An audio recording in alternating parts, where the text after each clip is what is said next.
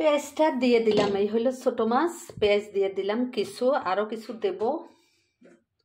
আসসালামু আলাইকুম, কেমন আছেন সবাই? আশা করছি সবাই ভালো আছেন। আলহামদুলিল্লাহ। আমি নীলুফার, সিলেট থেকে বলছিলাম ছোট মাছ রান্না দেখাবো। এই যে ছোট মাছটা রান্না করব।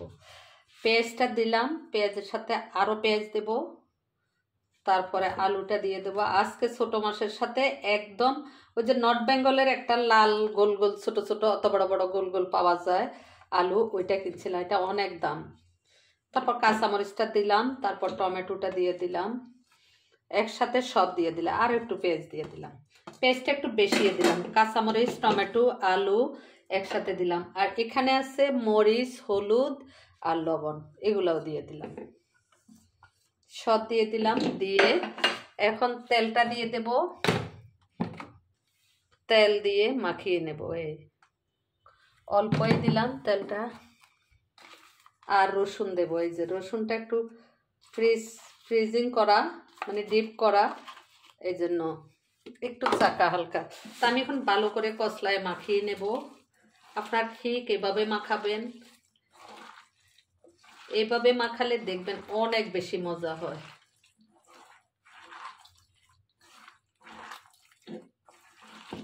ভালো করে কষলিয়ে মাখিয়ে নেব, কারণ এটা তো চটচড়া হবে, মাছের চটচড়ি হবে, ঠিক আছে?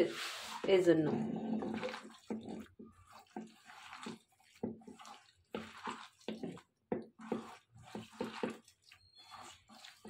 ভালো করে মাখিয়ে নিলাম। মাছটা যেন টমেটো মিশে যায়, আলুও মিশে যায় একসাথে, এরকম করে মাখিয়ে নিলাম।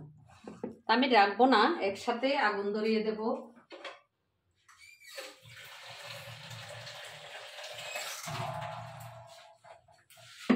আর একটু মাখাবো, আলুটা যেন নরম হয়ে আসে। কাঁচা মরিচও দিয়েছি, লাল মরিচের গুঁড়াও দিয়েছি, সবটা। এখন ওই যে মা খালারা যে বলেছিল হাত ধোয়া পানি না দিলে মজা হয় না, ঠিক আরও একদিন বলেছিলাম এই কথাটা, ঠিক হাত ধোয়া পানিটা দিয়ে বসিয়ে দেব। মা খালাদের মতোই। এখন আমি আগুনটা ধরিয়ে দেব।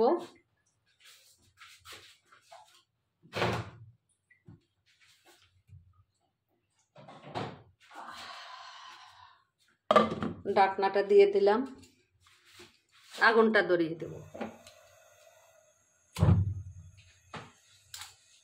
একটু বেশি আগুনে এখন রান্না করব, পাক ওঠা পর্যন্ত আপনারা সাথে থাকবেন।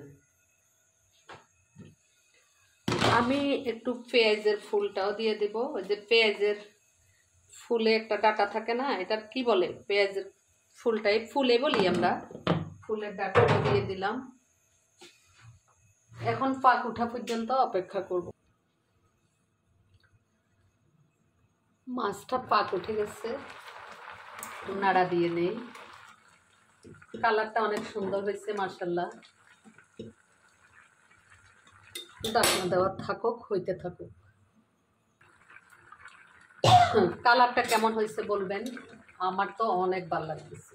আর আমি একমাত্র মানুষ যে ছোট মাছ ছাড়াই ভাত খেতে পারি না। কালকে 1 পোয়া শিম এনে রুই মাছ দিয়ে আর বিসিওয়ালা শিম দিয়ে টমেটো দিয়ে রান্না করছিলাম। আজকে বুয়াকে বেশ অর্ধেক দিয়ে দিছি, বুয়া তো খায়, বুয়া বলতে রেশমা, রেশমা তো খায়। আজকে বেশ অর্ধেক দিয়ে দিছি, কইছি তোমার জামাইকে নিয়ে তুমি আরও খাইও। কিন্তু আমার খেতে একদম ভালো লাগে না, বড় মাছ খেতে পারি না।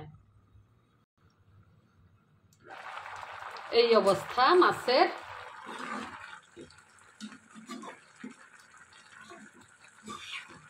কার কার এরকম মাছ খাওয়া পছন্দ আমাকে জানাবেন। এটা খেতে যে কত ভালো লাগবে জানেন।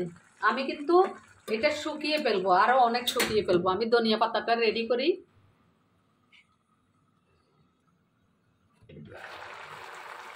আজকে আর বেশি শুকাবো না, খাবো তো কালকে, আজকে আর ভাত খাবো না, এই জন্য ধনিয়া পাতাটা দিয়ে রাখি। আপনারা ধনিয়া পাতা কে কেমন খান জানেন, আমি খুব বেশি ধনিয়া পাতা খাই এবং খুব বেশি পছন্দ করি। ধনিয়া পাতা ছাড়া তো আমার চলেই না, একদম খুব বেশি পছন্দ, খুব বেশি।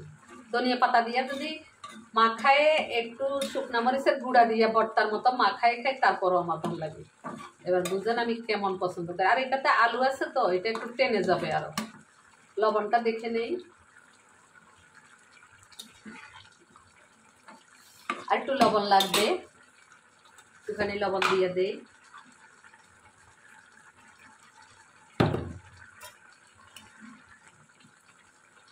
কার কেমন লাগলো জানাবেন। অনেক সুন্দর হয়েছে কালার, আমার তো খুবই ভালো লাগছে, মজাও হয়েছে, অনেক মজা। ভালো থাকবেন, সুস্থ থাকবেন, আল্লাহ হাফেজ।